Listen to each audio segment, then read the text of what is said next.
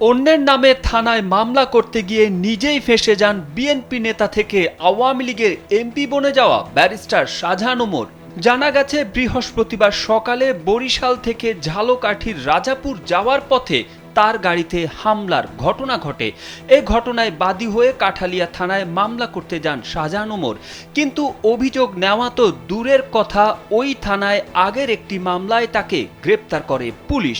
এরপর শাহজাহান ওমরকে তোলা হয় আদালতে। সেখানে সাংবাদিকদের সাথে কথা বলার সময় হুঙ্কার দিয়ে বলেন, আমি একজন মুক্তিযোদ্ধা, এসব মামলা আমার জন্য কোনো ঘটনাই না, আমি আবারও এদেশের এমপি ও মন্ত্রী হব।